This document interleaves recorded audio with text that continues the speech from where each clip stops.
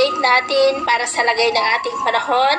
ngayong tanghali po ng November 15, 2023 na kung saan sa ngayon po ay malakas na ang hanging amihan na patuloy pa rin na umiiral dito po sa northern part ng Luzon. Samantala ang bagyo na nabuo sa labas ng ating PAR ay humina na nga po at bumalik na sa pagiging low pressure area pero nagbabanta po yan na mag-landfall dito po sa ating kapuluan ngayong weekend bilang LPA o kaya po ay babalik sa pagiging bagyo. Kaya atin lamang pong babantayan ang development po nito at ito nga po ay pinapakita ng forecast model natin pong ginagamit hanggang po sa susunod na 2 linggo. At sa lagay po ng ating panahon ngayong tanghali ay generally fair weather naman po sa malaking bahagi ng ating bansa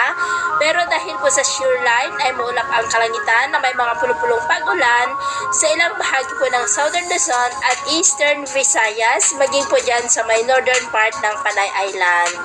At dahil naman po sa amihan ay maulap po ang kalangitan na may mga pulupulong pag-ulan sa ilang bahagi po ng Cagayan Valley at Cordillera. At dahil naman po sa mga localized thunderstorm ay maulap rin po ang kalangitan na may mga pulupulong pag-ulan dyan naman po sa silangang bahagi ng Mindanao. At sa susunod po ng mga oras ay posible pa rin ang maulap na kalangitan na may mga pulupulong pag-ulan sa mga nabanggit po na lugar kaya mag-ingat po tayo sa mga banta ng mga pagbaha at pagguho ng lupa.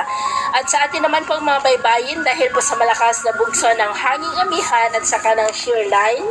ay iwasan na po muna natin ang papalaot sa mga seaboard po ng halos buong Luzon at sa seaboard po ng Eastern Visayas dahil ang mga alon po dyan ay posibleng aabot hanggang po sa 1.5 to 3.5 meters height. Kaya iwasan po muna natin ang papalaot lalo na po dyan sa mga may kulay pula para mas makaiwas sa mga sakunang pangkaragatan.